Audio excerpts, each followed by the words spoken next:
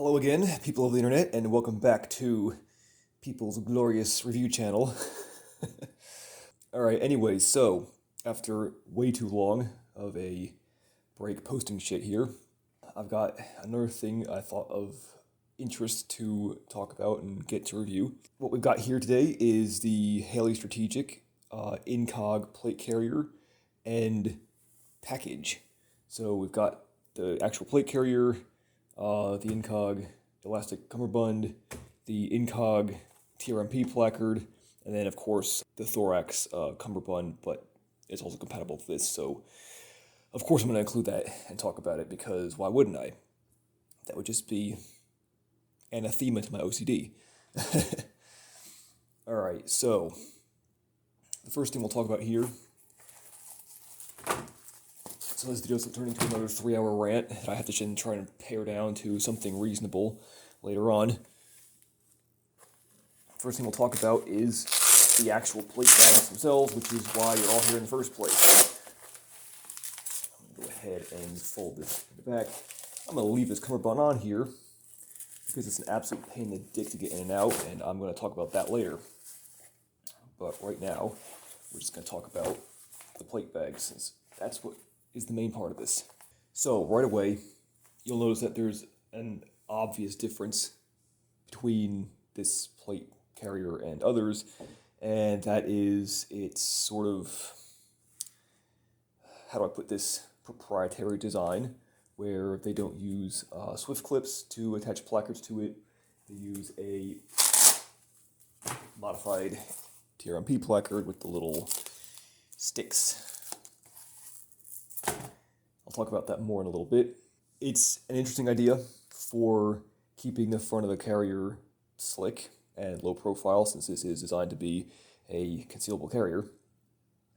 But the fact that they didn't include an ability to use swift clips, even if it was just, you know, a cry style like loop that you could put like a G-hook through, or like a split buckle or something, even if it wasn't the whole piece of webbing, is kind of lame. I don't know why they would have picked a choice that basically cuts like 80% of the market out of using this carrier. Because, I mean, you know, yeah, sure, I see where they want to go with, you know, being able to run it slick and then quickly slap a placard on here and plus it up. And if you're running, you know, the swift clip buckles on here, you have to have them on to put the placards on, and of course that's not very concealable. You know, you look like you have like nipples like stabbing out of your shirt at a very strange height and angle. But again, there's nothing that says that the end user has to do that. I'm not saying they should have only done it one way or the other. I'm saying they should have done both. If you want to use, you know, the little stickin' sticks, whatever they call them, the stickin' sticks, there you go. I just coined it. It's my term, trademark it. If you want to use the stickin' sticks, that's great, but you could have also had a, you know, portion up here that had the, you know, what you call it, webbing for the swift clips. Now, that being said, I'll get into this a little bit later, again, when I talk about the placards, but from what I'm seeing with like the design of how this plate bag is cut, that may have simply been down to there doesn't seem to be an actual lot of room here to put the webbing for the swift clips due to the way that this plate bag angles. So doing this could have just been like, hey, this is a neat idea, and also a way to cover up the fact that we can't put the webbing on there for swift clips even if we wanted to. I don't know, but the fact that, you know, like a vast majority of people who already own placards that they don't really feel like spending the money to replace are now going to have to buy a new placard for like $100 or so if they want to run a placard with this, which is a little lame. That also goes back to, I'm going to hit my favorite talking point right away, of when companies promote a plate carrier as something that's like a slick or scalable carrier, but then they don't quite follow through with actually making it usable to be scalable. And this carrier is another great case study in that exact thing. And that goes to not only, you know, not having the buckles for the swift clips, but once again, my pet gripe of it doesn't have the, you know, 4x2 webbing area up here so that you can attach, you know, a ATAC, IUD, you know, little mini pouch, etc., whatever, that a lot of people are using now, especially if you're, you know, in a professional context. I guess you would have to rely on attaching your IOD. You keep using the word. I don't think it means what you think it means.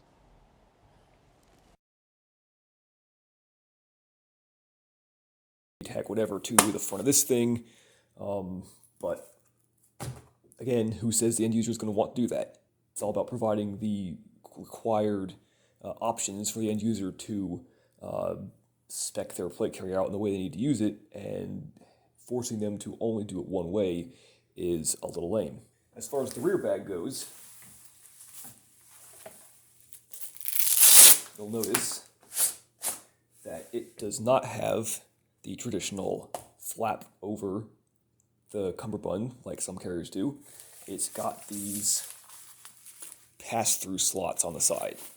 So that's both a good and kind of dumb thing. The good part is it does help to contribute a little bit less to printing because you don't have a big seam here or, you know, a big square panel that's going to kind of pop out of the back of the plate carrier when you've got the cummerbund under it or even by itself. This very much keeps it nice and slick and a smoother profile where it runs over the cummerbund in the back. So from that perspective, it does work as advertised, and it's pretty good. However, it limits what cummerbunds you can use to what can fit through the slots. And these are 4-inch slots, give or take half an inch. So what that means is you're pretty much tied to using a cummerbund like the one that they offer for this carrier, or any other similar cummerbund on the market that's a 4-inch cummerbund. Those work the best, and it's clearly what it's optimized to be used with. Again, that's a little lame. This falls right in line with what I was just talking about the scalability of the carrier, and them promoting it as such. Now, if you did wear a lot of weight with this, because I'm going to talk about here in a second and show you guys how this can go from a very low vis system into a high vis, more of an overt carrier. You can make it look like the Thorax when you're done. Now, let's talk about if you wanted to go completely overt, like you wanted to wear the Thorax Incog every single day on missions. Let me show you that real quick, okay? All right, so now I'm in the overt configuration of the Thorax Incog plate carrier. Now you can see I got a bunch of stuff on here. It's clearly compatible with their Thorax cummerbund, but the only reason why it's compatible with this specific cummerbund is because of the way the cummerbund is designed, where I don't know if you can see this, I am not pulling this out because it's a total pain in the ass. The cummerbund is a 5-inch cummerbund, but the elastic between the body of the cummerbund and the Velcro in the back is 4 inches. So basically what you've got to do is when you put it in here, you got to kind of fold the Velcro area over and stick it through there and then let it expand. And then the, the slot here will basically kind of like click into the small area between the main body of the cummerbund and the Velcro on the other side. So this slot here will just fit like exactly right in the area where the cummerbund shrinks in that area. And then it will fit. But the catch will be it will fit as long as you can find a cummerbund size that fits you. Now it does come in like, I think, 3 or 4 different sizes. So it just so happens that this cummerbund length fits me like perfectly. Or I could also get the 4 slot one and then get the side opening panels, but I don't really have a use for those. So I didn't get them to review. But you cannot use this area back here to adjust the length of the cummerbund. It is set at exactly where it meets the elastic area, and then everything's on the front. On the plus side, they didn't make these Velcro areas freaking long like some companies do. So you'll have about 2 inches to play with if it doesn't fit you perfectly. Granted, that's going to lead to one of my other pet peeves where when you put this on, let's say, where would it be on me? Let's say it's like here-ish, right? So you got that. And that fits, where, the cummerbund the Velcro is coming about to the end of the plate, and then when the placard goes over it, it all kind of covers itself up, nicely and doesn't like hang out too much. But the downside to that being is if you've got this adjusted here, which is the only place it can go because of the way it fits through the slots, if you then need to tighten it up a little bit, now you're getting into potentially cutting off your first row of webbing, because that would then be covered either whole or partial by the placard on top of it. So again, like I said, it is doable with the Thorax cummerbund as long as you have a size that fits you like exactly. I do not understand why they did something like this. That's, again, from a concealability standpoint, kind of a smart idea. Very similar to like, the LVM BAV that Cry makes. But it would have been so easy for them to just make the slots this much longer. Literally that much longer. A little bit. Like, there would have been no difficulty in doing that. And then you could not only have used any 5-inch cummerbund on the entire market, but you could have also used this area, even with their own cummerbund, to help to adjust the length of the cummerbund from the rear so that it fits you right in the front. I partially want to say that there, like many companies, there seems to be a search for proprietary in that they want everything to work specifically with their system so that you have to buy their specific items so it works with their specific system. And this cummerbund itself was like $100, which is, well, we'll get into this cummerbund a little bit later. It's actually a pretty good cummerbund, but $100 is also a little insane for what it is. So yeah, that's how I feel that these slots are both sort of a good thing for this carrier and also a detriment. Let's get into the interior of the rear cummerbund, and we'll talk some more about how the execution of this stuff on the interior also affects how this works. All right, let's get in here. So, this is going to be difficult to see because everything's very like inside the plate bags here, and trying to show this is going to be really impossible. But overall, on the inside here, you've got the main area in the back where the plate would slide in. There is a 5-inch piece of Cordura that runs along this area on the inside and has a single strip of Velcro down the middle of it. And that's supposed to go in between the back of the plate, well, I guess technically the front of the plate, and the Velcro area where the cummerbund is attached. The cummerbund area is, well, I'm not sure what they were thinking. So, this may be something you can see, may not.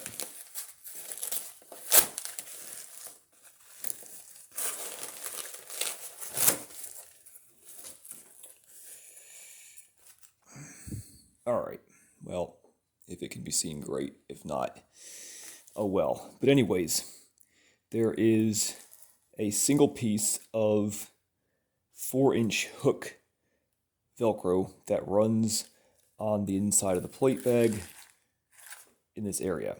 However, well, there's a couple problems with this.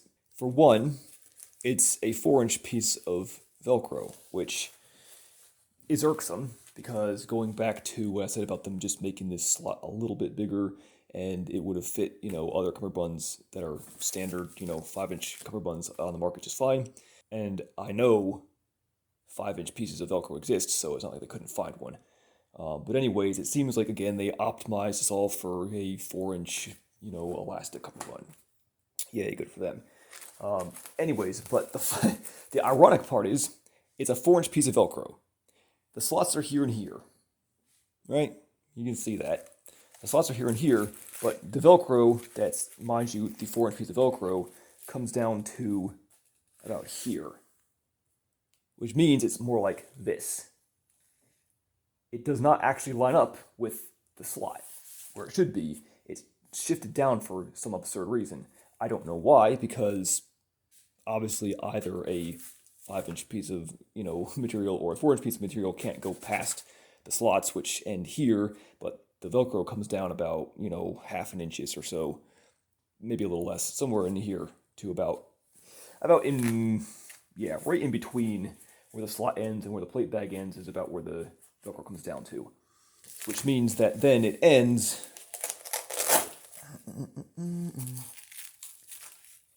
about here-ish.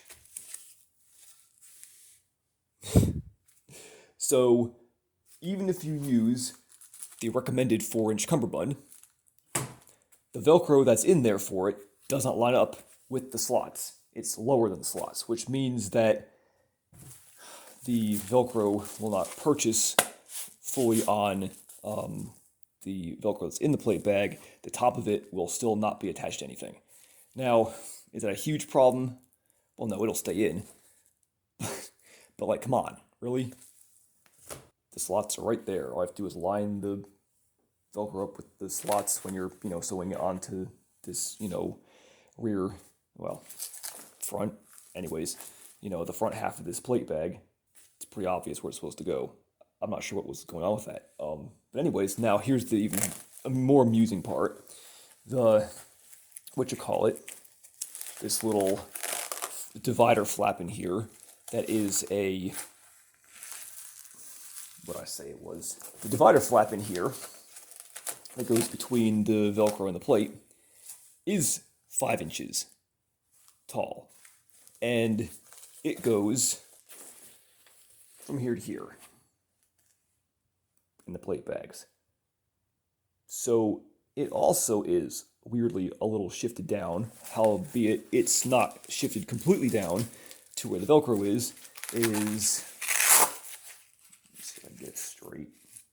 You got the end of the plate bag, the hook Velcro that's been shifted down, and then the 5-inch piece of Cordura that is dividing it all.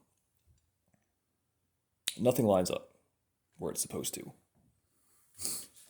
The 5-inch piece of Cordura lines up mostly with where it's supposed to be, even though it's a little bit shifted down. And then the 4-inch piece of hook, which why would you pick a 4-inch piece of hook when you've got a 5-inch divider in here anyway, and the Velcro on here is 5 inches, which means you have a piece of Velcro that's kind of like sticking up over the top of this 4-inch piece of Velcro that's down too low to meet up entirely with the cummerbund anyway. I don't know what happened inside here, but it doesn't make any sense. Oh, that's okay. Mistakes happen.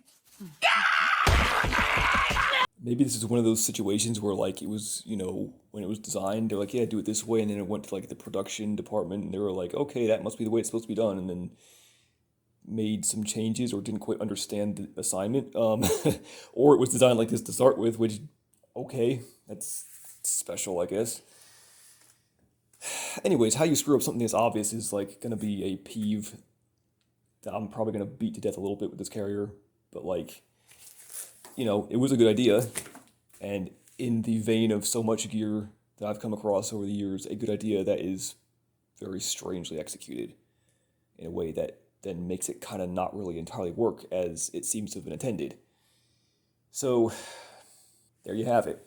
The other amusing part is, for this divider flap, there seems to have been a thought that this dividing piece of Cordura was going to be used as like an extra bit of sandwiching adhesion to keep the cummerbund in place, because it's got a piece of Velcro on it that runs down the middle of it and runs the entire 5-inch length of that piece of Cordura. But it doesn't serve to do anything other than basically keep this piece of Cordura attached to the rear Velcro, because it's only a 1-inch piece of Velcro on this piece of Cordura that runs right down the middle of it. And it doesn't matter which cummerbund you use, unless you were like literally a midget. But like, I got the medium size elastic cummerbund, and it basically fits me about the same as this does. And I am 5'10", 150-ish. so not super fat. Kind of, got that Bakken physique going on. But anyways, the cummerbunds, when you attach them in here, between the fact that this one literally can't go any further in, and the fact that this one doesn't really need to go any further in, there's a space in the middle where the cummerbund attachment areas don't cover. Just a big gap in the middle, which hilariously is right where that 1-inch piece of Velcro goes. So the only thing it's accomplishing is holding itself in place, which, I mean, the plate will hold it in place. It doesn't need to be on there. I guess maybe, I don't know, maybe they thought it would get like caught by the plate when you're inserting it and pushed up into the carrier, but I mean, if you're not an idiot, then that's not going to happen. Like, you're just going to, push it down, put the carrier on top of it, and put the plate in on top of it, and it's fine. Like, I don't get it. I feel like this was potentially meant to be used, and again, I could be dead wrong about this, but it feels like it was meant to be used as, to stick on top of the cummerbund, but it's not got enough Velcro there, so I don't know why they didn't either put a, bigger piece of Velcro in the middle of that, this divider piece of Cordura, or not coat, the whole thing in a piece of loop, so that then you have a, basically interior flap, where it's going to sandwich the cummerbund in, nicely.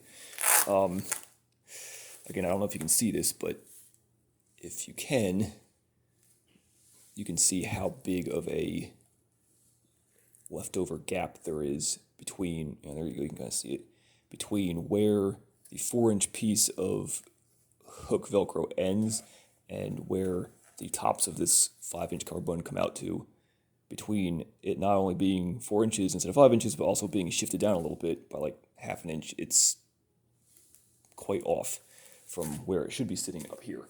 Anyway, my point here is there seem to have been like a lot of ideas that were had for this interior area, none of which seem to have actually been cohesively executed in order to make the ideas work how they seem to have been intended to work. Maybe it's just because this is like the Gen 1 version and they haven't quite ironed it all out yet, but I'm kind of not down with Gear becoming the game version of let the first buyers figure out all the bugs and then report back to us, and we'll make a patch in the Gen 2 version. One of the selling points here for this carrier is stretchy material, and it is definitely quite stretchy. Very, very good stretch to it. That being said, it is a little thin. I'm honestly wondering, again, I'm not an expert in Tweave.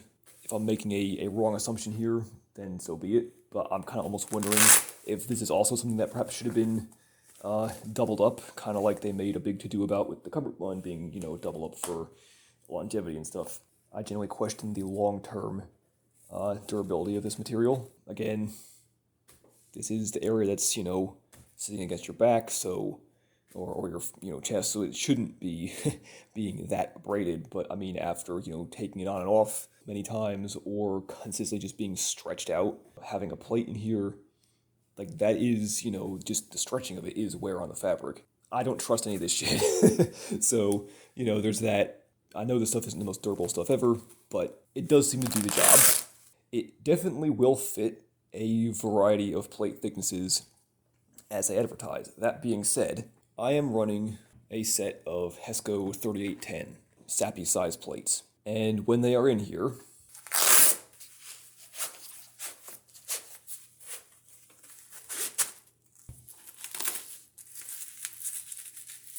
bam! How's that for video editing? Excellent! I'm becoming such an expert at this. Anyways, my plates are pretty thin. They're Hesco 3810s, and it's pretty much an exact fit as it is. As you can see, everything is pretty much exact. Fits pretty much perfectly in here. Could you fit a thicker plate in here, like they talk about in the introduction video, like on the Defender plates? Yeah, you could, although it's going to be a very tight fit. And that is going to bring me to kind of my second point about the questions I have about the potential durability and longevity of this plate carrier and the materials it's made of, because this material is already, as you can see, got some tension on it just from the plates I have in there. If you were to put thicker plates in here, like some 1.1 inch plates or so, definitely going to have considerably more tension on this stretchy material. If that's the only size plate you're ever going to put in here, it's probably not going to be that big of a deal. Eventually this is going to, probably take a set to that size plate, and you're not going to be, it's not going to fare well if you want to downsize in some point in the future once it does that, but it's probably not that big of a deal. But with the amount that it's already stretched out with this, and, with taking on and off, using it, throwing it around, it being in, bags and boxes and shit with other gear, I would say that, like anybody that's familiar with this kind of tweave would also probably say, the more it's, the more you have tension on it, the more it's going to be susceptible to wear and abrasion over time, is what it is. I'm not a big fan of having the entire back of this carrier made out of it, but at the same time, to be fair, I'd rather have the back end made out of it than have the sides made out of it. At least you don't have to worry about abrasion and such from that angle, even from something like, if you're shouldering your stock, a lot of times that can run across the side of the plate on the upper area of it, or, up in here, and so that's one of the reasons why I'm not a big fan of plate carriers that have the stretchy parts on the side. So at least it's, a little bit better protected back here, but I guess I'm kind of a boomer when it comes to materials, and I don't like the whole entire back being made out of it. Let me pull this plate out, and we'll talk real quick about the sewing, because that, I think, is going to play a role here.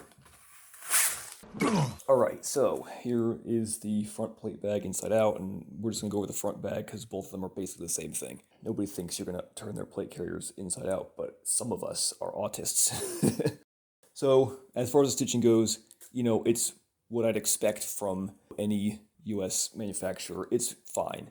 It's, as I've talked about before, there seems to be a concerning trend towards the newer the gear gets, the more single-stitched everything gets, and everything in this carrier is very single-stitched. Much like I griped about with, the Plate Carrier 13 from WTF, or even the Slickster originally. Now, it is well executed. It's nice and tight. It's to the correct ratio. It's nice and tight. And, it's in, there's not a whole lot of wild areas that just take off in random directions for no reason. So it is well done and well executed and will hold up in the way that you would expect US-made single stitching to hold up versus overseas single stitching. There is that. But the good and the bad. The good is the single stitching is well done. Also good is at the bottom of the plate bags, where you would insert the plate, is bar tacked, much like the Plat-Attack Smack carrier was done like that, which I'm very pleased to see, as this is definitely a high-stress area when you're trying to get plates in and out of it. Especially with how thin and potentially not so durable this Tweave is, and the Tweave is all that makes up the entire back end of the plate carrier. There is no interior backing, it's just Tweave. I can see that being, definitely being a potential failure point at the bottom here, so it's nice to see they reinforce that. Also, the tops of these slots for the little sticky sticks for the placards are also reinforced with bar tacking, which is good to see. The main pieces of Velcro here for the actual, the front of the plate bag does seem to be double stitch at the top and bottom, and then single stitch everywhere else. What I do find more concerning is at the edges of the plates here. Is only single stitched around the edges, and at the top, as far as I can tell, is just single stitched. When you get up to here, where the shoulder straps attach, it has the usual single stitch of the actual plate bag itself, and then what appears to be just one more extra stitch going along that area. I can't say I'm thrilled with that. I would like to see them reinforce it a little more than it is, maybe bar tack it, maybe or so forth. Because, alright, so I still have flashbacks from, the what was it, mid 2000s with the the Gen 1 Cry AVSs, and we all know what they did with the shoulder straps on those, which was basically this, and what a lot of other plate carriers in this sort of design kind of do is basically this, and we all know how that ended with the AVSs, and then what they had to do in the future to combat that. Is this going to have as much weight on it as an AVS does? You probably shouldn't be doing that in the first place. It isn't really a carrier designed to carry that kind of weight, but I also, knowing what people often buy for plates these days, and again,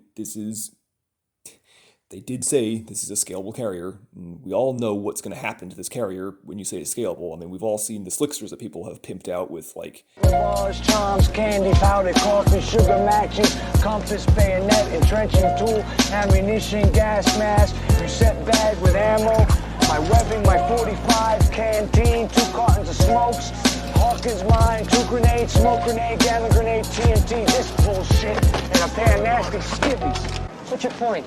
They stop wasting as much as I do. I would have liked to see a little bit more reinforcement in the shoulder strap areas, especially since, like I said, this carrier is half Tweave, and it's not something I can really demonstrate because you're not going to get a good picture of it. But like just putting it together with the plate in here, if you grab it by the shoulder straps, it does kind of like boing, boing, boing, boing, kind of bounces up and down a little bit. And if it's already kind of, I don't want to say it. Well, at least it's not yet, because this is still pretty new. So I won't say it's sagging, but because I can feel it bouncing, then that to me says that it is putting strain on this material. And that's, with a minimal amount of weight on it. Obviously, once you start to go heavier and heavier with this, it's going to put more and more strain on it. That, again, not only concerns me about the longevity of what I was saying with the Tweave material, but the longevity of the sewing for the shoulder straps. It just does not strike me as something that's a very strong area. So there's that. I mean, of course, even if you did reinforce the stitching here, you would still be dealing with a carrier that is, the entire back end of it is just 100% Tweave, or, outside of redesigning the plate bag, which again is why I like the plate bags that have kind of a Tweave down the middle, and it's still all quarter on the edge, because then you can just avoid all this potential issue entirely. Again, how this will shape out over time is, I'm not an expert on Tweave, so I don't want to 100% say, oh, this is a bad thing, but it is something I think is concerning. Alright, so anyways, after that, then at the bottom here you have the area where the flap attaches when you tuck it in to hold the plate in place, and this is basically a, 2 pieces of Cordura and Velcro with a bit of elastic in the middle so that it will stretch with the Tweave. That's fine. I wonder if this maybe should have been a little bit of a wider piece here, because if you're going to put a thinner plate in here, again, with my plate in there, which basically fills it up exactly, this flap fits pretty much exactly, right to the end of it. If you're going to put a thinner plate in there, this might, come up a little bit more on the inside of it, which means that it would only have partial purchase on something that's only a 2-inch piece of Velcro. Could that be a problem? It's up to you, but it would have been nice to see. With the plate carrier turned back right side out, there's one other little thing I want to gripe about, and that is at the bottom here, there's a bit of what appears to be kind of unfinished area where not only where this area of the Cordura that backs these Velcro strips ends is not only just, it's a bare end and it hasn't been turned over, but also the way that this Tweave fits here, it's also just basically a bare end of Tweave sticking out right here. So it's definitely an area where it's not only, when this is finished, it's not only exposed at the bottom of the plate carrier, but also could potentially be a point of wear when you're sticking a plate in and out of it. Less of a concern to me than how it's, basically sticking out at the bottom of the plate carrier. And you can see it's a little bit more pronounced once you get a plate in it. Once you've got it attached to a plate, as you can see, it stays the same. It's still kind of the way it turns due to the way that this material stretches when it's being pulled against the sides of the plate. It kind of turns this area out and leaves it exposed at the bottom. So maybe not such a big deal. If you're wearing it, it's probably a little bit less So, but it definitely is something to think about. Moving onwards, take a quick second to talk about these shoulder straps. So these are sewn in, just a couple layers of Cordura, which is fine. And it's not easy to tell here, but like when it's all put together, it does have the good angle that I was talking about in previous reviews, where instead of the shoulder straps coming straight up, they've got a little bit of a cant to the side, so when you put it on, it fits over the sides of your shoulders better and doesn't ride up on your neck. So this also has the good angle, and like the other carriers like this, it does make it very comfortable. Good bit of adjustment here. It's fine. There's, aside from the shoulder straps being a little thin, they're okay. That being said, obviously they need to be thin to accomplish the concealment goals of this carrier. I actually think they're fine. Every other carrier I've had has had, just like webbing for straps, webbing for shoulder straps, and so forth. So having a double layer of Cordura is basically a piece of webbing. I've never had any issues with any of that. They're fine. You're definitely going to want to add some, shoulder pads if you're going to load this up with anything. I'd say for the most part, you could pretty much get away with like some of those slipover pads, like Velocity Systems or Ferroconcepts makes, would probably be ideal for this, because that would give you a little bit of padding and keep the flexibility. The one, plus side of like the Cordura straps like this is that it does meld very well to not only your shoulder arch, but like the angle around your shoulders and neck. So that is nice. I have the the Velocity Systems slipovers that I tried out with this, and they're fine. I think that's enough padding for you to plus this up for, an average loadout. And given some of the other stuff I've talked about with this already, I don't think you'd really want to put more than maybe, say, 20 pounds or so on this carrier. Other than that, they're fine. This is what, going around here to the back, this is what I was talking about with this Tweave here being stretchy, and the shoulder straps being sewn basically into, between the Cordura on the front and the Tweave on the back. If you can see this, it does lead to this being, when you put pressure on the shoulder straps, it does stretch this. So I don't know if you'll be able to see this, but like this is kind of what I was talking about when I was talking about it being kind of like bouncy when you put it on. It's a little difficult to see, but once you've actually got the weight on these shoulder straps, it does pull on this Tweave. So again, that's kind of what I'm talking about with me talking about like the durability of the shoulder straps where they're sewn in, and how much weight you could realistically put on this thing, since it appears that the Tweave is playing a role in like the weight-bearing aspect of these shoulder straps. Again, it's all going to come down to what your use case is, but in my personal opinion, that would concern me about the long-term durability of this carrier if you're going to be constantly wearing this with a lot of weight on it, or a medium amount of weight on it. Some people have made a rather big deal lately about the warranty statement on the Haley Strategic site being like for 3 years. And, I've always said that like, it's just a matter of, more a cover your ass kind of thing, because some of these materials, like elastic and Velcro and stuff do degrade over time. So with use, they're gonna, wear out, and that's pretty much, the warranty statement is pretty much to keep people from being like, oh, it wore out too soon. Well, like, it's gonna wear out. Something like this is, again, I'm not like trying to say, oh, it's a bad plate carrier. It's okay for what it is, but like, I kind of also see where like the 3-year warranty comes from, because if you're using this for continuous heavy use, even just wearing it by itself with just your plates and, I'll get to this in a second, but like whatever you can fit in this cummerbund, even just with that much weight on it, you're looking at, well, these are only 4-pound plates, so that's 8. Let's say you put a radio in there, 10 to 12 pounds for a light loadout. If you're one of those people who bought the fucking RMA 1155s and your fucking 8.5-pound meme plates, and you're going to try to stick those in here, that's 16 pounds right off the bat. Plus whatever else you're going to strap to the cummerbunds if you're going to use it that way. Let's say a, radio is, like, depending on what you're running, pound to 2 pounds maybe. It's 18 pounds, let's say, right there. That's getting pretty close to that 20-pound limit I was talking about for, maintaining comfort and not putting undue stress on this area.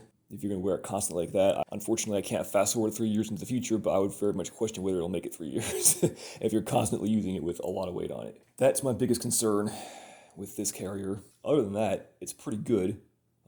If I remember to take pictures, I'll try to get a picture of me wearing it under a shirt. It's, it's like any other plate carrier wearing a shirt. It's acceptable.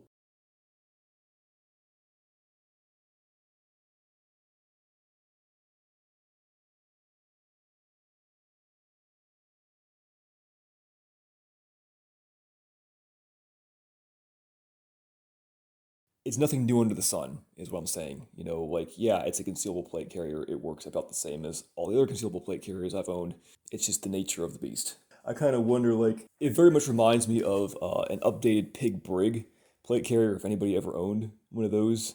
I had one of those years back when they first came out, and this is very much reminds me of just an updated version of that. And given Haley's been around a hell of a lot longer in this shit than I have, I'm kind of wondering almost if he had one of those in a previous life and was like, hey, you remember that carrier I used to have back in 2007? Maybe we should update that. It's very much what this strikes me as is a modernized Brig. Anyways, so I can't say it's about the same. It's about the same as any of the other carriers I reviewed here, from the Slickster to WTF carrier.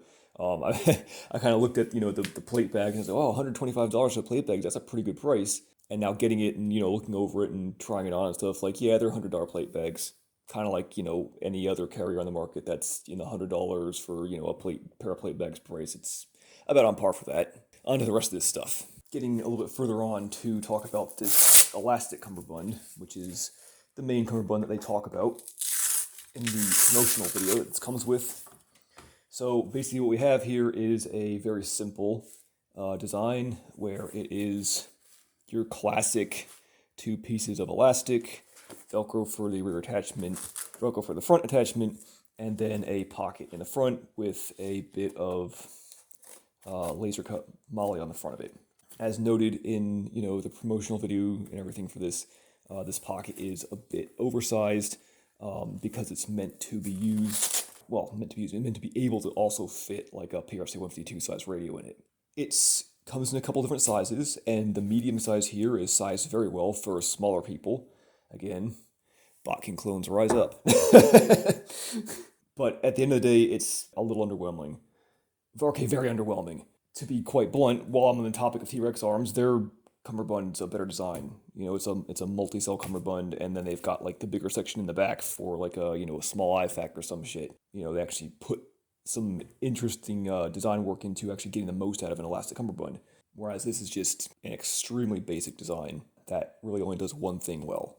They also, I find it kind of, again, a little amusing that they made a big deal about it being this doubled up Velcro, this doubled up elastic, but everybody's cummerbund worth of shit these days does that. So that's not exactly something new or groundbreaking. The multi-purpose pocket here is, that's okay for a radio if you're going to use a large size radio, but the back half of the cummerbund is just open elastic, so it does nothing. Despite, again, part of the promotional video was them claiming scalability for this thing, which in and of itself, the cummerbund that it's sort of kind of meant to be used with and is kind of promoted around has no scalability to it. It can only hold one thing in the front pocket, and preferably that thing should be a larger item. I played around with this, putting a regular old M4 magazine in there, and it fits okay, but it's not great.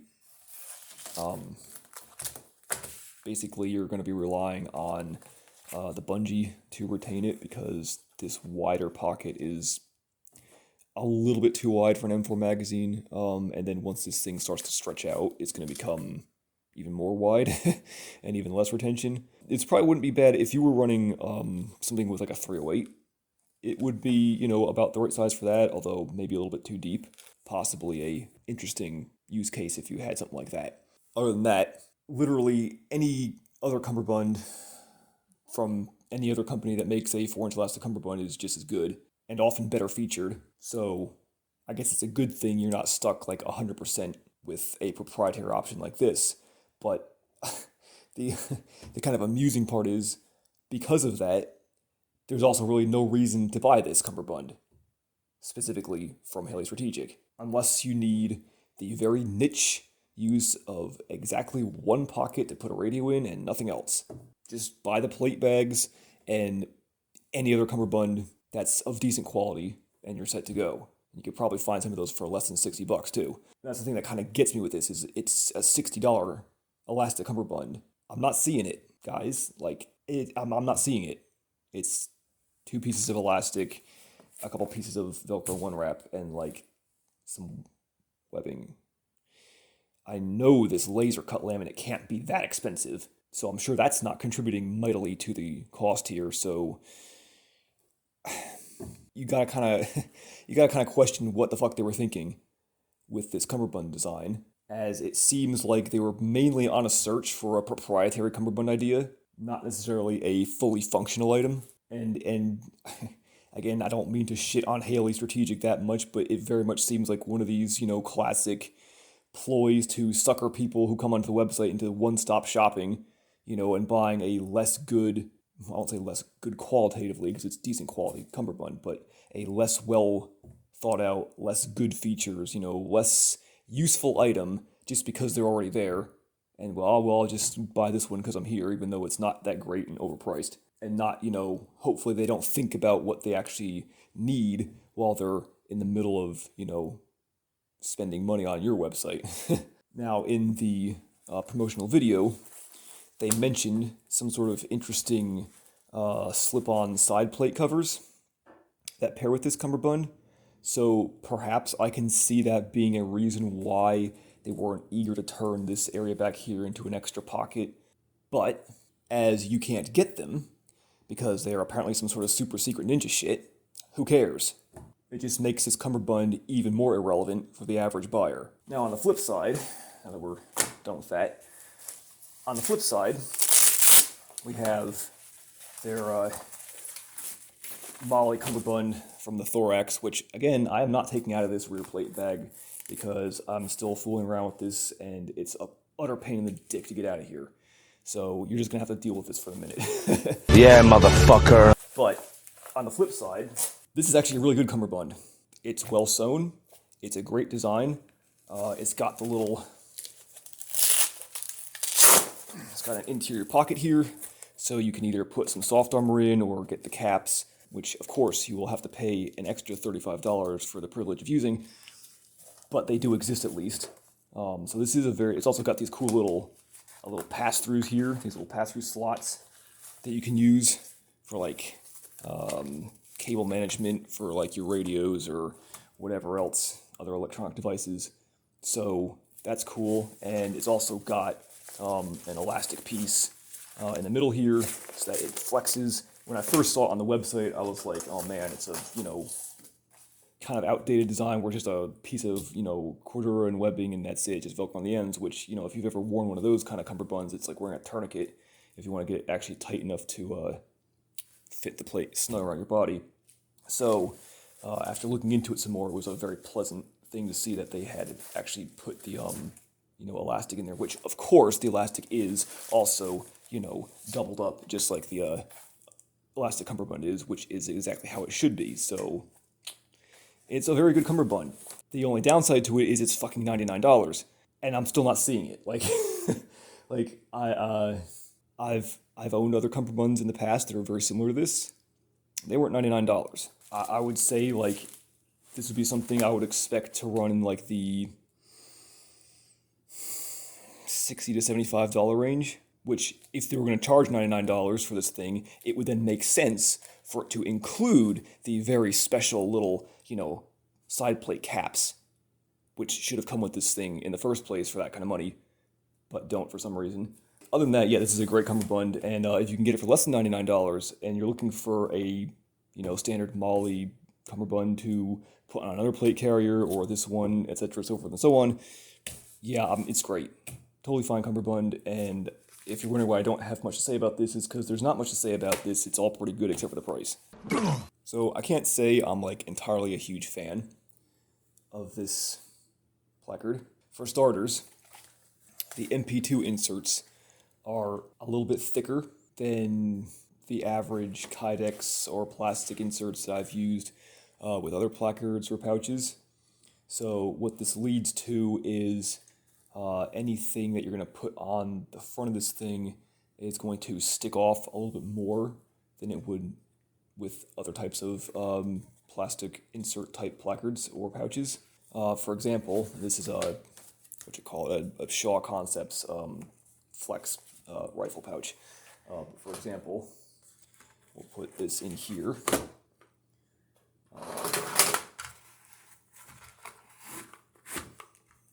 So, as you can see, this has quite a lot of extra thickness here, and if you put a placard on the front, it's going to stick off quite a lot. Whereas an average other type of placard, like for example this HRT placard that has just these kind of plasticky inserts in it, I put magazines in there. Put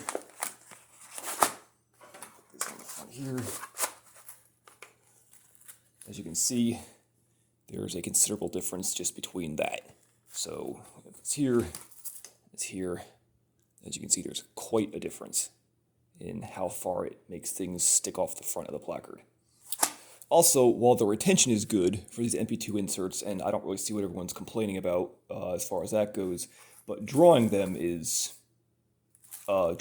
interesting, because when you pull it out, the magazine has a tendency to kind of stick right up there as you get out the rest of the way. I'm assuming, given there's a little, like a notch on the inside of these, I'm assuming it must be catching on these little bumps here on the PMag. So it definitely does hang up a bit when you're trying to draw it like that, and definitely does not make for the smoothest draw ever. I guess I've been spoiled by other pouches, but yeah, that's kind of a bit annoying. Other than that, if it's in there okay, the retention is fine. It does have a little bit of movement side to side, like I've seen some people complain about, but this is not so excessive where I'm like, wow, this is a problem. It's, a little bit. More importantly, it's just that the draw stroke it gets right there, catches up, and then you have to kind of heave it out the rest of the way. A bit annoying as far as like the standoff between items goes. So I, just to see if I wasn't crazy, I actually, took a pair of calipers and measured the thickness of this versus the thickness of the other placard I've got. And it's about a ½ inch difference, which may not sound like that big of a deal on paper, but when you're actually wearing it on top of your plate, suddenly it's a problem, because it really makes it stick off the front of your plate. It was almost one of those things where, like, I've heard of people, complaining about, like, oh, something, on the front of your plate carrier is, like, too thick and it's going to interfere with you going prone. And, like, I've never had a problem with that.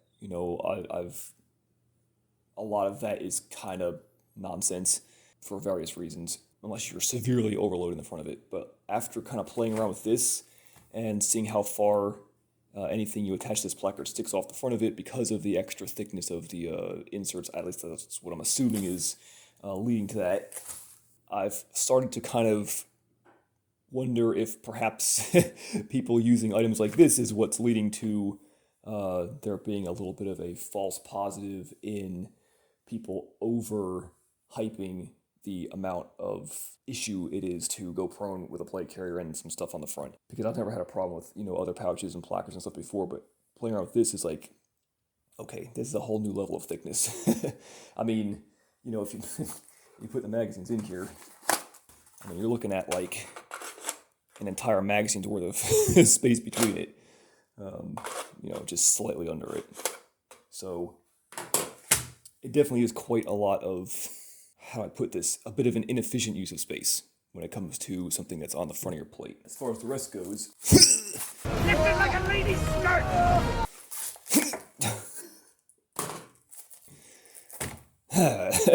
I mean, this is I've seen people complain about, like, people who have put, like, double M4 pouches on the front of their plate carrier, and like, oh, it's so thick, whatever. Like, this is thicker than a double M4 pouch. Otherwise, in and of itself, it's an okay placard. The expansion piece that goes on the front here, this laser cut thing, the auxiliary Molle panel that goes on the front of this actually worked a lot better than I thought it was going to. Overall, at least for the front, vertically here, it attaches a lot tighter to the placard than I expected to. So it really doesn't have issues with, anything you attach to it, sagging or flopping or anything like that. It's actually pretty good. The only part I don't particularly like is the little one wrap elastic side tabs that always kind of seem to want to unhook themselves from the back of this thing every time you pull it off the front of the plate carrier. That's, in my opinion, not an amazing design feature. Where the real issue comes in with this placard is in the way that they have made it attached to this plate carrier with these little stiffened sticks that come off the back of it, and then these slots that run down the back of the Velcro on the front of the plate bag. On the bright side, these Velcro area is backed with a piece of Cordura, so these slots actually have something backing them in there other than it just being Velcro, so that was a good move. On the downside, inserting this placard into these slots can be difficult. When you're wearing this, upright on your body, you're obviously going down into these from the top. There are two issues with this. Number one, obviously when you have your plate in there, everything is pulled pretty tight across the front, including this bit of Velcro, and these slots are very thin and tight, so they are pulled fairly tight across the front of this plate. The other thing is when you have the cummerbund on, that's also pushing. If you look at the the design of the cummerbund previously, the Velcro is right in this area, so it's putting pressure right on these slots where these little stiffened pieces would go in. So there is it is very tight to the plate bag across the top, and it is kind of pushed on here, kind of sandwiching it between the plate and the cummerbund. There is also nothing, again, looking down on this from when you're wearing it, there is nothing really like marking the entrances to these slots, which I guess you could DIY with, put a bit of marker here or something so you can find them yourselves. But as it is right now from the factory, which is the only way you can really talk about something is, how they designed it. There is nothing obviously, when you're looking down on this plate carrier when you're wearing it, there is nothing obviously guiding your eyes to where these slots are, and therefore nothing really guiding your ability to insert these stiffened little sticks. I'm going to call them sticks from now on because I don't know what their actual name is. The little stiffened sticks.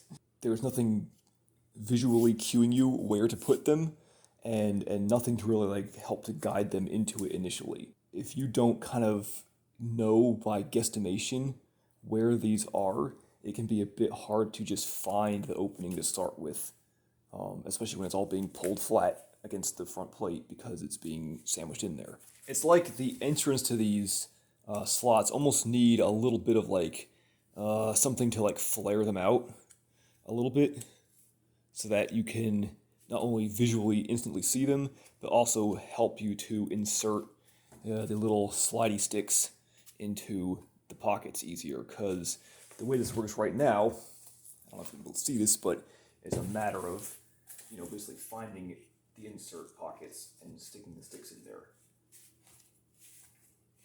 And then try to slide it down in there. And now, so you can't just, also slide them in there straight up. You kind of have to turn this at a 90 degree and then slide them down in there. But the other thing that's annoying is the top of this placard has no stiffener in here. It just bends. So when you're turning this thing at a 90 degree, trying to grab it here and slide these sticks in, but you're getting this. So I guess you can try and grab the whole thing, but you kind of need your hands here to guide it in, and that's just not where the, even if you had a couple magazines in here, so you can say that I did it this way, there isn't anything, I guess you can try to grab it onto the magazines to put it in there, but if you haven't quite got your grip on it, or even doing this, it's still, you're not seeing this, but behind the scenes, like I'm grabbing onto it, but because there's no stiffener here, it's very easy to grab it and then turn the sticks in a, you're not able to see this, turn the sticks in a awkward direction from trying to grab, because there's nothing stiffening this. So I can get away from not having it flop like this by grabbing onto the magazines, but also then trying to grab into these little sticks and guide them in is almost automatically pushing them in a direction where it's not going to go in. So the whole 9 yards of trying to get these in here, you first have to try and find the little slots, turn it 90 degrees, and then try to push down on it, which you can't really push down on it evenly because there's no stiffener here. You're just kind of relying on the tension of the material, whatever you can get on it with your hands, and the little sticks themselves, which these little sticks themselves are kind of flexible. It kind of reminds me a lot of like an old malice clip. So all of that combined pretty much induces a situation where it seems simple to get this in there, and it is a simple design, but when actually executed and trying to do it, you know, as it is definitely kind of a bit of a pain in the ass. And like it's one of those situations where like I'm, you know, playing with this thing just standing up here in like the kitchen, and I'm standing fully upright in a brightly lit room and just, you know, practicing taking the thing out and putting it back in while I'm just standing there wearing it, and am not able to do it like 100% of the time. There's always some little confukulation that you gotta do to try and either find the slots or get the little sticks turned in the right direction. Or you didn't grab it right, so then it like flops over, and then you have to grab it again and you know, move your hand on it to try and, you know, get it steady in that area so you can provide enough stiffness in here to provide enough pressure to get these sticks to go down in one whoosh, smooth motion, which they don't want to do because there's nothing here. The other issue I found too is because this is very flat and there's nothing to really like, you know, help to guide your the little pokey sticks into the back of this slot. The other thing I found too is what happens is when you're, you know, upright and attempting to slide the sticks in from the, you know, top end, what'll happen is if, because this is very flat and tight, especially when you have the cummerbund on, not only will you not always hit the slot because you can't see where it is, but you'll miss the actual, you'll miss the stick actually going behind the cordura here, and it will actually instead hit, if you can see that, the front here where the Velcro is sewn to the cordura and where that little seam is. If you don't get the stick behind the cordura in the slot, it will instead hit the seam where the Velcro is sewn in. So you'll think you got started, and you're sitting there pushing it going, okay, why isn't it going in? And then you realize it's just stuck in this little seam here. And that's where, you know, it keeps hitting the in between the Velcro and the cordura. So you get like a false pause where you think, oh, I got it. And then it just doesn't go anywhere else. And you're like, oh, wait, I didn't get it. Then you have to come back and try to get it behind the thing and try to get it, you know, lever it in there and poke that out. Because you can't really, that's the thing here. Like, I can play with it all I want right now, you know, because I have two hands free. But when you've got two hands on this placard and you're trying to shove it in there, you can't take your finger and push it out a little bit so you have room to stick it in. You're going with it as it is. I genuinely cannot see, and again, this is a little bit of maybe a niche statement, so take it for what it's worth, but I cannot see anyone trying to do this in the dark. I know why they didn't want to put the Swift clip attachments on here is because you don't want your, you know, fucking buckles like stabbing through your shirt for everyone to see, but like at least you can find, you know, Swift clips in the dark and you know, kind of buckle them together, or any other situation that you don't have perfect frontal visibility on this thing. This is what goes back to what I was saying, I think I mentioned a little bit previously when I was talking about like the design of the actual plate bags themselves. If they want to provide the end user with an option to plus up the front of the carrier with a placard and not have to rely on your Swift clips being there or try to fuck around with trying to stick a G-hook into a, you know, a webbing loop, whatever. That's fine for them to include this, but again, this goes back to what I was talking about, where I kind of would have liked to see, the actual Swift Clip option on here as well, because they work better than this. So again, the whole thing about, the scalability, which, may I remind you, they have promoted this as a scalable carrier, not only for scalability, but for cross-compatibility with, other things on the market and so forth. Having to rely solely on this method is less than ideal, especially in the context that they're stating this to be used in. And I'm like, there is no quick to this. I guess if you practice with it a lot, sure, maybe you'll get good at it eventually, but like, it's not a, how do I put this? It's not an intuitive design. It's intuitive theoretically, like you stick the little sticks in the slot, like how simple could it be? But like, when you actually practically go to do it, it's like, yeah, how simple could this be? Like this should be simple, and it's not. Ah! Curse you, tiny toilet! This is going to take me back to another one of my gripes here, and that is, this is a proprietary design. Both this front plate bag and this placard. Granted, this is a new carrier, just kind of came out, but let's assume that it's going to stay the way it is. And with that assumption, all this is proprietary, which means that, as I've mentioned before, you've basically locked out like 80% of the market, or perhaps more, that already uses Swift Clip based placards. So everybody that already has a placard that they could otherwise use with this has to now pay another $95 for the privilege of using this less good design. Actually, it's more than $95 if you want to attach anything to the front of this. It's another $35 for that auxiliary panel. So like 130 extra bucks just to be able to plus this thing up with a front placard. That's kind of lame. Bogus, dude. And that's my biggest overall gripe with this. Like, there are some areas here and there that are a little less good, and some areas that are actually pretty decent. But my overall gripe with this entire Incog system is that the price of it all is just fucking insane. Like the plate bags themselves are, as I said before, priced about where you'd expect for the design and the quality level. It's, they're $100 plate bags, but like, holy hell, everything else you add to them, the cummerbund, the elastic cummerbund that I just talked about, that isn't of that much use to anybody except people who want to carry a radio, and that's pretty much it. You're going to pay $60 for that, for a inferior design to most other elastic cummerbunds on the market. You're going to pay $95 for this placard, plus $35 for the little auxiliary panel on the front. And then if you want to scale it up with an actual Molle cummerbund, you're going to be in $99 for that. 2, 4, 6, 8, 10, 12. And if you want to wear side plates, because apparently only the ninjas get the cool side plates that go on the elastic cummerbund. So if you want to wear side plates, not only do you have to dish out for the extra $99 cummerbund, but on top of that, the extra $35 for the caps that go in the cummerbund so you can put the side plates in it. Holy fuck. 7 years I banked in.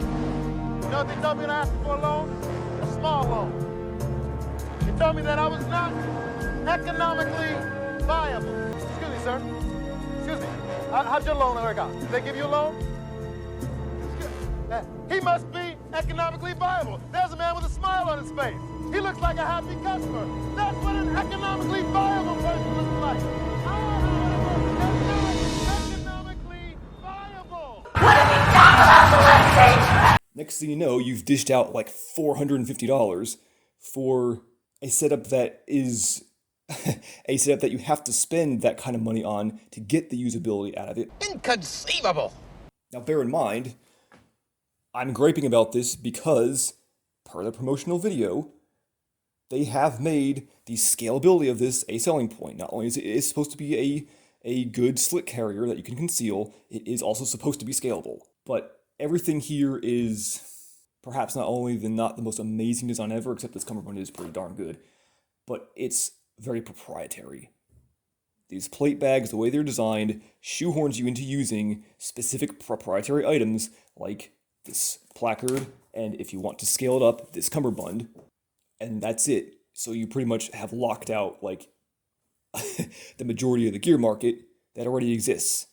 So if somebody already has a placard that they want to use, or they already have a spare cummerbund from another carrier, etc., so forth and so on, you can't use any of that with this.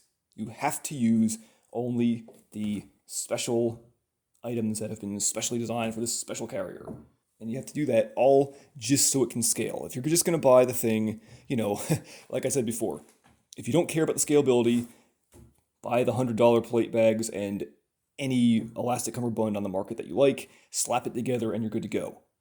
But if you want the whole package, if you want all the capability, the pricing of this thing goes from okay to what the fuck real fast. I'm put in the mindset of of being unable to help comparing this to the AC1 because people bitched and moaned and pitched a fit about the pricing of that thing when it came out.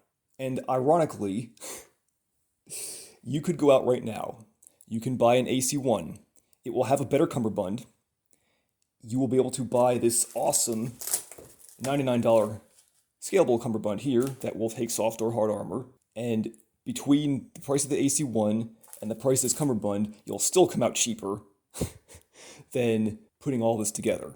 Because at least you'll probably already have a placard laying around from the plate carriers you already own that you can use with it.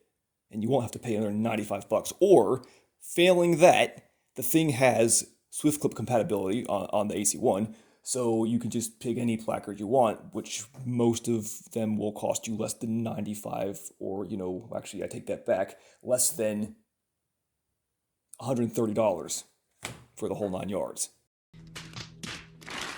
With the exception of, okay, so the shoulder straps in this are better than the AC1. They're more comfortable, they're a little bit less floppy, and they have the good angle that ensures that it fits well across your shoulders and doesn't dig into your neck. So on that score, that's better than, the AC1 or the, the WTF Plate Carrier 13, etc. You've seen some of the reviews here. I've banged on about the shoulder strap angle ad nauseum before, and I'm not going to do it again here. But outside of that one thing, the carrier on the market that everyone has so far complained the most about still does it better than this. I don't know what to say about that. I would very much like to say some more positive things about this carrier. Because looking at it at face value, it does seem to have some potential as a, a nicely thought out, slick scalable system. But I think it's also interesting that this is a carrier that's come out that I've heard exactly zero buzz about outside of the promotional stuff from Haley Strategic themselves. And I'm kind of wondering if this is why. If everybody else out there took one look at this thing and went, yeah, I'm not bothering with that. Given the the amount of money it takes to actually make it the scalable system that, mind you, they are promoting it as. Perhaps that has something to do with the complete crickets I've been hearing about this thing lately. Or maybe I really am first to the party for once. That'll be a shock for this hole-in-the-wall channel. But anyways, so as far as closing thoughts go, like I just said, I want to like it, but I have some concerns. I have concerns about the potential long-term durability of the plate bags themselves, given that the plate bags themselves are the main, what this is all built around. I have some questions about that. I don't like the proprietary nature of everything here. I don't like the seemingly lackluster design of some of these things, like the cummerbund. I do not like them, Sam I am. I do not like green eggs and ham. Which has no real use for any average person buying this, unless, like I said, you just want to carry radios. I have, to beat this horse, concerns about just the sheer cost of this thing. I have concerns about the placard system, which is not, to be fair, is not the dumbest idea I've ever heard of. It's just not great, and they really should have included both options. As I've said with other plate carriers in this category of slick scalable carriers, they all seem to be repeating the same kind of missteps, if you will, where they get half of it right and then not the other half, or they say it's supposed to be, it's supposed to be scalable, but then the options to scale it don't really work or aren't ideal, etc., so forth and so on. I've talked about this in previous reviews, and I'm not going to rehash that again here, but it seems like they all kind of do the same thing in some way or another. It's all a different way, but they all do the same thing. I know I'm kind of making a big deal about the potential long-term usage issues here and the price of the whole thing, but bear in mind, as I've said before, I've been in the gear game for, Jesus Christ, how long has it been? Like 12 years? Back when there was no cheap stuff, you know? So between that or guns and stuff, like I'm not one of those people who's a just as good as person. Maybe that's why I find so many problems with these things, because I'm a little bit of an autist, as the best people on the internet are. You know, I'm looking for them to just hit all their marks just right. You know, so I'm not somebody who's, you know, unfamiliar with spending a lot of money to make a system work, and I'm not somebody who's in the past, when I had more money to spend on this stuff, who's ever been shy about putting, you know, the money down for something that's a little bit more expensive if the money goes where it counts. And I guess maybe that's what's peeving me off about this, is I don't see the money going to where it counts, and I don't see, you know, every box being checked, you know, to perfection. It feels a lot like starting to, you know, overpay, because yet again, a company like Haley Strategic just cannot stop themselves from finding ways to just nickel and dime people to death, where you have to buy this accessory and that accessory and this thing and that thing, and now if you want this to work the whole way through, then you have to buy this extra item to put on it. Like, miss me with that fucking nickel and dime bullshit. I blame Spirit Systems for this. They started this. It's all their fault. Oh, God. Actually, no, that would be Cry, actually. Yeah, Cry would be the ones to blame for this. Them and their modular systems. How dare they? But seriously, though, I'm becoming more and more disenfranchised with the gear market as the prices of everything just soars ever higher and higher by the year. I mean, goddamn. You know, whenever I get to the actual gear loadout review, I'll probably talk about this then, but like I have pouches on that when I got them, you know, several years ago, the price was reasonable. Maybe not amazing, but it was reasonable for a very good piece of gear. And then you go back to it these days and you look at the price and you're just like, oh my God, it's gone up $10, $15, $20. You know, I mean, we live in the age of, you know, these days where your average GP pouch is like $60 and up just because it has some Velcro on the inside of it. I don't get it. I mean, I know the economy is bad, but damn, it's not that bad. This is something that, unfortunately, I think in the future is going to drive sales further and further towards overseas gear, which is going to more and more impact the American-made companies. And I know, like, yes, I know people are going to hit you with the whole, American labor is more expensive. Yeah, I know. Thank you for that amazing tidbit of knowledge. But this nickel and diming, like I said, is just getting ridiculous. I'll leave it at that. I wish I had more good things to say about this, and there are some elements of it, as I've pointed out, that are good. I would have just, you know, for the amount of pricing that you're getting into here, I really expected a little bit more. I expected a little bit more attention to some of the details of how this all works together. I expected a little bit more attention to the overall quality, especially when it comes to the plate bags themselves. I expected a little bit more attention to detail as far as like not only creating a, you know, a unique system of, you know, their own, but also maintaining, you know, the ability for it to, you know, cross-pollinate, I guess you will, with, you know, a market that is already already saturated to the gills with stuff that works a certain way. Like, there is nothing that's so groundbreaking and so inventive and so innovative about this that it's, I feel, worth anybody buying over what already exists, which is a shame. Anyways, on that negative note, thanks for stopping by and watching this video, and I hope you got something out of it. Actually, no. You know what? I've got it. I know what's grinding my gears about this. Just a few more hits to be seen. It's the simple fact that Haley Strategic is not a new company. They've been doing the gear industry for probably as long as I've been into it, actually. Maybe even longer. This is not a new company that doesn't entirely know what they're doing and is perhaps making a few errors for their first, you know, their first attempts at a design. This is freaking Haley Strategic. They've been around for decades. They've, in the past, produced some of, like, the most legendary gear on the market. What grinds my gears is I would not have expected a company like that to make simple mistakes that I've pointed out here. Like, I'm not God's gift to gear design. What do I know? I'm some idiot from the internet that just so happens to have owned a lot of gear in the past. So it's a kind of a case of like, if I'm able to easily pick something apart, why didn't they catch it? They're not idiots. They're not a hole-in-the-wall company that just sprang up yesterday. That's what's grinding my gears about this, is that it should have been done better. It's a company that should have hit, with the plethora of other similar plate carriers on the market.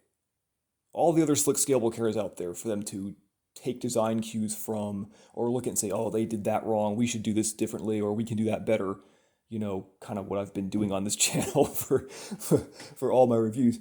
For a company like that has the experience and reputation and the industry inside context, they can talk to people who actually use this stuff for reals, like all that stuff. They have a massive amount of skill and knowledge that they can call on.